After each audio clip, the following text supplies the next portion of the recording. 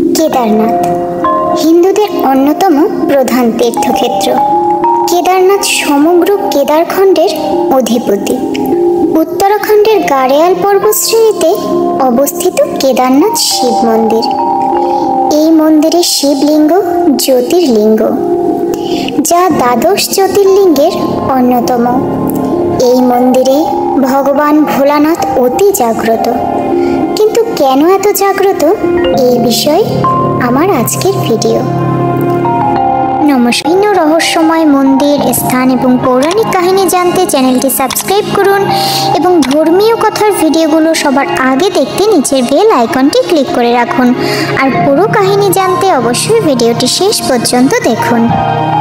কেদারনাথে বাস স্বয়ং ঈশ্বরের। বলা হয় ওখানে স্বর্গ হতে সমীরণ বয়। বরফে ঢাকা প্রকৃতির এক ঐশ্বরিক লীলাক্ষেত্র কেদারনাথ। কেদারনাথ কেন এত জাগ্রত, তার পেছনে রয়েছে অলৌকিক আলো। আসল ঘটনাটি শুনলে আপনিও শিহরিত হবেন। সময়টা ছিল অনেক কাল আগে। তখন বাস বা ট্রেন কিছুই চালু হয়নি। কেদারনাথ ধামে যেতে হলে তখন ভরসা ছিল গরু বা ঘোড়ার গাড়ি বা পায়ে হেঁটে কেদারনাথ দর্শন, যা ছিল অনেক কষ্টের আর সময় সাপেক্ষ। কিন্তু দেবাদিদেব মহাদেবের ভক্তরা ভগবানকে দর্শনের জন্য সমস্ত কষ্টই করতে পারেন, কারণ ভক্তের ভগবান মহাদেব তার ভক্তের সমস্ত বাধা নিমিষেই কাটিয়ে দেন। এমনই এক ভক্ত পায়ে হেঁটে যাত্রা করে কেদারনাথ ধাম। তার যেতে প্রায় 2 মাস কেটে যায়, কিন্তু তখন কেদারনাথে বরফ পড়া শুরু হয়েছে। আর কেদারনাথে বরফ পড়া শুরু হলে মন্দিরের রাস্তা বরফে ঢেকে যায়। তাই 6 মাস মন্দিরের দ্বার বন্ধ থাকে। আবার ঠান্ডা কমলে দরজা উন্মুক্ত হয়। ফলে সেই ভক্ত সেখানে পৌঁছতেই সে দেখে মন্দিরের পুরোহিত মন্দিরের দ্বার বন্ধ করে বাড়ির উদ্দেশ্যে যাত্রা করছে। তখন সেই ভক্ত পুরোহিতকে মন্দির কবে খুলবে জিজ্ঞেস করলে পুরোহিত বলে 6 মাস পর। তখন সে ভক্ত পুরোহিতের পায়ে পড়ে, তাকে জানায় সে 2 মাস ধরে পায়ে হেঁটে কেদারনাথ এসেছে কেবল একবার দেবাদিদেব মহাদেবকে দর্শনের জন্য। 6 মাস সে কি করে থাকবে? তার কাছে খাদ্য, বস্ত্র, অর্থ কিছুই নেই। তাই সে বারবার অনুরোধ করতে লাগলো তাকে যেন একটিবার মহাদেবের দর্শন করতে দেওয়া হয়। কিন্তু পুরোহিত তার কোনো অনুরোধেই রাজি হলো না, আর জানালো সে যেন বাড়ি ফিরে যায় আর 6 মাস পরে আসে। পুরোহিত আরও বলল যে প্রচণ্ড ঠান্ডায় এখানে একটি রাত কাটানো সম্ভব নয়, তাই শ্রেয় বাড়ি চলে যাওয়া। এই বলে পুরোহিত চলে যায়। কিন্তু সেই ভক্ত দৃঢ় প্রতিজ্ঞা করে যে সে এখানেই থাকবে, যত কষ্টই হোক। মহাদেবের দর্শন না করে সে যাবে না। এরপর সেই ভক্ত মন্দিরের পাশে বসে দেবাদিদেবকে স্মরণ করতে থাকে। দিনের আলো নিভে রাতের শুরুতেই হিম প্রবাহ শুরু হয় এবং ঠান্ডা আরও তীব্র হতে থাকে। সেখানে এতটাই ঠান্ডা তীব্র হয় যে আর এক মুহূর্তও থাকা সম্ভব হয় না। কিন্তু ওই ভক্ত শিব নাম জপ করতে থাকে। ঠান্ডায় কাঁপতে কাঁপতে দেবাদিদেবের নামই জপ করতে থাকে।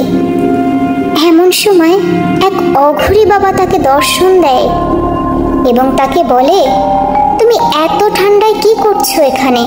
বাড়ি চলে যাও, এখানে এভাবে থাকতে পারবে না। কিন্তু সেই ভক্ত বলল সে মহাদেবের দর্শন না করে যাবে না।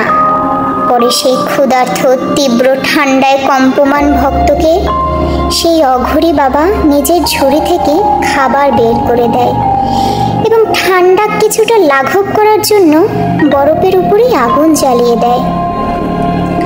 সেই ভক্ত এতটাই ক্ষুধার্ত আর ক্লান্ত ছিল যে সে সেই খাবার খেয়েই ঘুমিয়ে পড়ে।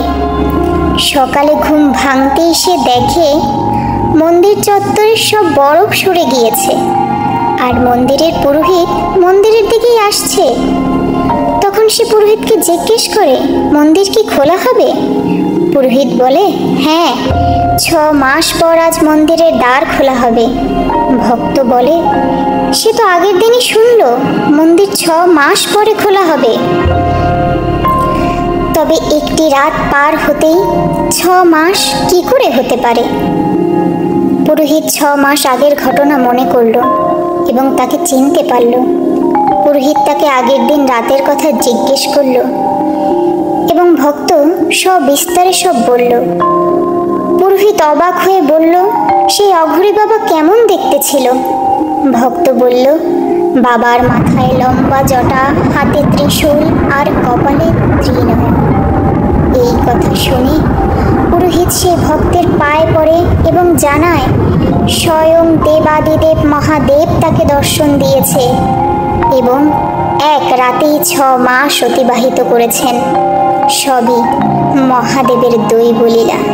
তারপর থেকে এই ঘটনা ছড়িয়ে পড়ে এবং কেদারনাথ ধাম অতি জাগ্রত হয় প্রতি ভক্তের হৃদয়। ভিডিওটি ভালো লাগলে লাইক করুন। সবাই যাতে ভগবানের মহিমা ধর্মকথা জানতে পারেন তাই ভিডিওটি বেশি করে শেয়ার করুন। আর চ্যানেলটি সাবস্ক্রাইব করে আপনিও এই ধর্ম চ্যানেলের সঙ্গী হয়ে যান। ঈশ্বর আপনাদের মঙ্গল করুন। ওম কেদারনাথায় নমো নমঃ।